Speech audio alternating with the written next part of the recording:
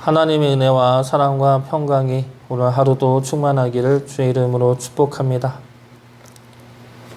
미국의 빌 클린턴 대통령은 권력에 대해 이러한 말을 남깁니다. 워싱턴의 최고 마약은 권력이다. 권력은 감각을 둔하게 하고 판단을 흐리게 한다.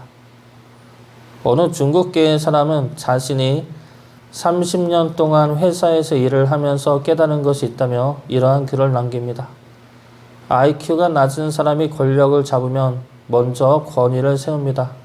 그들은 지력으로 남을 복종시킬 수 없으니 무력을 사용해서 자신을 높입니다.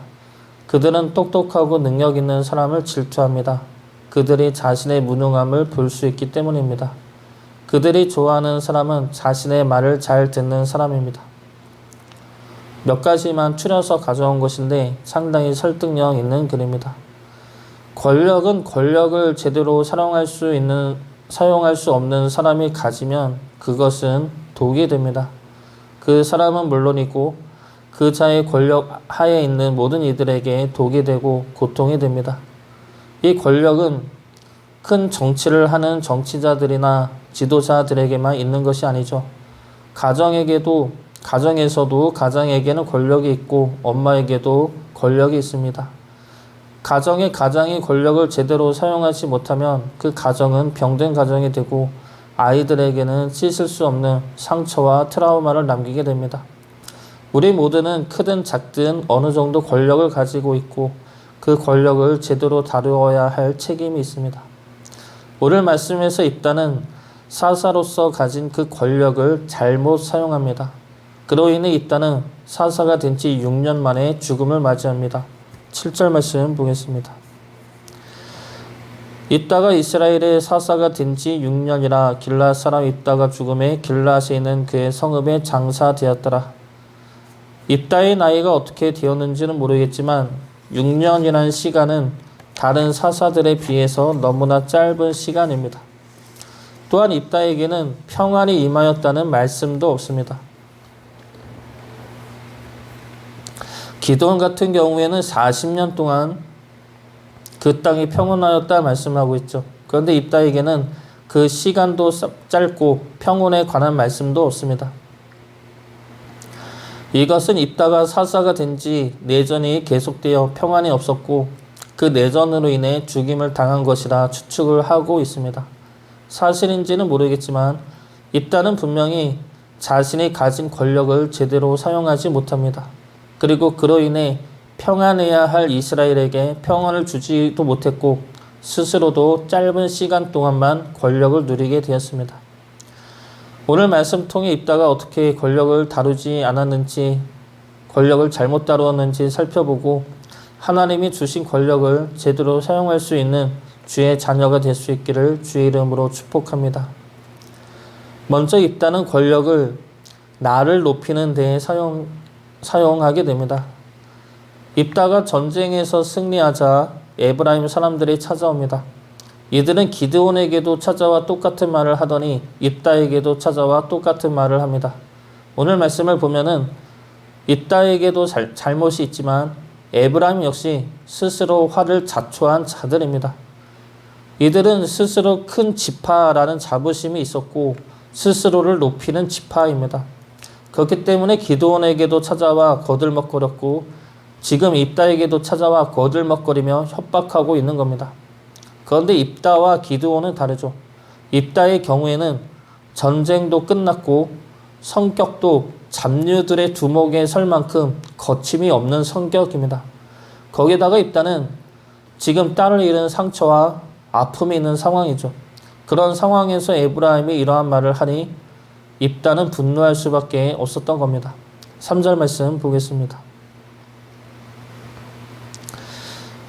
나는 너희가 도와주지 아니하는 것을 보고 내 목숨을 돌보지 아니하고 건너가서 암몬 자손을 쳤더니 여호와께서 그들을 내 손에 넘겨주셨거늘 너희가 어찌하여 오늘 내게 올라와서 나와 더불어 싸우고자 하느냐 하니라. 입다가 분노하는 상황은 충분히 이해가 가지만 그렇다고 해서 자신이 가진 권력을 이용해 에브라임을 쳐서는 안 되었습니다. 에브라임을 침으로 인해 그들 위에 자신이 서서는 안 되었다는 것이죠. 어느 조직이나 집단이든 간에 권력을 위해 다투는 경우는 빈번합니다. 교회에서도 이러한 다툼은 자주 일어나죠. 내가 남들보다 위에 서기를 좋아하고 원합니다. 그래서 남을 깎아내리고 자신을 높이죠. 그 과정에서 서로 충돌이 일어나고 다툼이 일어납니다. 그런데 이러한 마음을 가지는 이유가 무엇입니까? 내가 내 힘으로 그 자리까지 올라왔다 생각하기 때문입니다. 내가 내 수고와 노력과 내 믿음으로 그 자리에까지 이르렀다 생각하기 때문이죠. 그러나 우리가 그 자리에 오를 수 있었던 것은 우리의 힘과 노력 때문입니까? 우리가 이 자리에 오를 수 있었던 것은 우리의 힘과 노력보다 하나님의 능력이고 하나님의 은혜입니다. 그러므로 우리가 이 자리에서 해야 할 것은 누굴 위해 서는 것이 아니라 그 자리에 있게 하신 하나님의 뜻을 이뤄내는 것입니다. 이 자리로 인도하신 하나님의 뜻을 깨달아 그 뜻을 이루어내는 것이죠. 이따에게 있어서 사사의 자리는 이스라엘에게 평안을 주기 위한 자리이지 자신이 그들 위해 서기 위해 다투어야 할 자리는 아닙니다. 우리의 자리는 어떠한 자리입니까? 이 자리로 인도하신 하나님의 뜻은 무엇입니까? 이 자리로 인도하신 하나님의 뜻을 깨달아 그 뜻을 이뤄낼 수 있기를 주의 이름으로 축복합니다. 두 번째로 입다는 내 복수를 위해 권력을 사용하였습니다. 공공의 편리와 이익을 위해 사용하는 것이 아니라 자신의 개인적인 감정을 위해 사용했다는 것이죠. 4절 말씀 보겠습니다. 입다가 길앗 사람을 다 모으고 에브라임과 싸웠으며 길앗 사람들이 에브라임을 쳐서 무찔렀으니 이는 에브라임의 말이 너희 길앗 사람은 본래 에브라임에서 도망한 자로서 에브라임과 므낫세 중에 있다 하였습니다. 이 말씀을 보면은 에브라임이 먼저 길앗 사람을 비난하고 조롱하였음을 알 수가 있습니다. 길앗 너희들은 에브라임도 아니고 므낫세도 아닌 떨거지들이다 라는 이러한 말로 평소에 이미 조롱하고 멸시를 하였다는 것이죠. 그런데 그렇다고 해서 이것이 입다가 자신의 권력을 사용할 수 있는 명분은 될 수가 없습니다. 에브라임이 길앗 사람들을 조롱하고 멸시하였다 하더라도 자신의 권력을 들어 복수를 해서는 안 된다는 것이죠.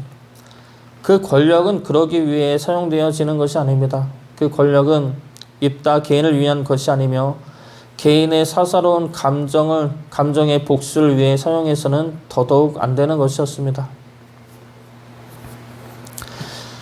넬슨 만델라라는 분이 있습니다.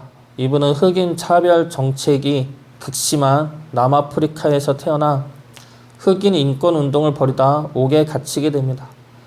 그렇게 감옥에서 27년을 지내고 나와서 남아프리카의 대통령이 됩니다. 그러면 대통령이 되었으면 자신을 억울하게 가두고 탄압한 백인들을 향하여 복수의 총구를 겨눌 수 있지 않았겠습니까? 흑인들을 비참하게 대한 모든 백인들을 남아프리카에서 쫓아낼 수도 있지 않았겠습니까? 그런데 그분이 대통령이 되고 나서 한 말은 이겁니다. 여러분, 남아프리카 공화국 국민 여러분이 저에게 부여한 이 명예와 특권은 더없는 영광이며 축복입니다.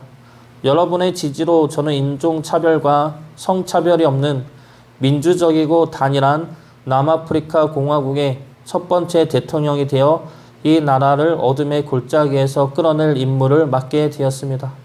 우리는 국가 화합을 위해, 국가 건설을 위해, 새로운 세계의 탄생을 위해 힘을 모아 함께 노력해야 합니다. 모든 이에게 정의를 안겨줍시다. 모든 이에게 평화를 안겨줍시다. 모든 이에게 일과 빵, 물과 소금을 안겨줍시다. 모든 이에게 알립시다. 개인의 몸과 마음과 영혼은 자유로우며 이는 다만 그 자신의 자아 실현을 위해 존재해야 한다는 사실을 알려줍시다. 넬슨 만델라 이분이 대통령이 돼서 한 일은 진실과 화해위원회를 구성해서 과거의 인권 침해의 사실을 밝히고 그리고 사면하는 일이었습니다. 그때 한 말이 용서하되 잊진 않는다 였습니다. 그리고 그들과 함께 자신을 핍박한 그리고 학대한 백인들과 함께 남아공의 발전과 자유를 위해 일하였습니다. 우리에게 주어진 권력을 어떻게 사용해야 하는지에 대한 가장 모범적인 사례라 할 수가 있을 것입니다. 우리에게 주어진 권력과 우리에게 주어진 이 자리는 하나님의 능력으로 오게 된 자리이며 하나님의 은혜로 주어진 자리입니다. 그 은혜로 주어진 자리와 권력을 하나님의 뜻에 따라 사용할 수 있기를 주의 이름으로 축복합니다. 마지막으로 이따는 권력을 자신의 욕심을 위해 사용하였습니다. 7절 말씀을 보면은 이따는 자신의 성읍에 장사되었다 기록하고 있습니다. 형제들로부터 쫓겨나 있다가 죽을 때는 성읍을 가지게 되었음을 나타내고 있는 말씀이죠. 이 말씀은 성읍을 가질 만큼의 부를 취하였다는 말씀입니다. 입다는 사사가 되고 나서 자신을 높이고 자신의 복수를 위해 권력을 사용하고 그리고 권력을 통해 자신의 부를 채웠습니다. 돈에 대한 욕심이 없는 자는 없을 것입니다. 높은 자리에 있을수록 많은 부를 챙길 수 있을 것이고 그 부를 챙길 수 있는 기회도 많이 있을 것입니다. 정당한 보상금은 받을 수 있을지 몰라도 더 많은 부를 탐하게 되면 우리는 공의를 잃어버리게 될 것입니다. 물질에 대한 욕심이 우리가 마땅히 행하고 지켜야 할 정의를 가리게 되고 굽어진 재판으로 이어지게 됩니다. 부에 대한 욕심이 잘못한 자를 두둔하고 피해자의 신음소리를 닫게 만듭니다. 이러한 모습들은 우리 주변에 너무나 자주 흔하게 일어나고 있는 모습들이죠. 그렇게 모두가 당연하다 여기고 있는 그 모습들 속에 우리 믿는 이들이 바로 서야 할 것입니다. 그 모습들이 틀렸음을 우리가 먼저 보여주어야 한다는 것이죠. 물질에 대한 욕심보다 하나님의 의를 드러내며 하나님의 공의를 세우는 것이 먼저입니다. 우리에게 주신 권력의 자리는 우리의 욕심을 채우는 자리가 아니라 하나님의 의를 드러내어야 할 자리입니다. 권력의 자리를 탐하기 전에 우리가 먼저 그 권력을 공의롭게 사용할 수 있는 자가 되어야 할 것입니다. 그 권력의 자리는 하나님의 은혜의 자리이며 하나님의 뜻을 이루기 위한 자리이며 하나님의 의를 드러내어야 하는 자리입니다. 우리에게 주어진 자리에서 하나님의 뜻과 공의를 이뤄낼 수 있기를, 그러므로 하나님께 영광 돌릴 수 있는 주의 자녀들이 될 수 있기를 주의 이름으로 축복합니다.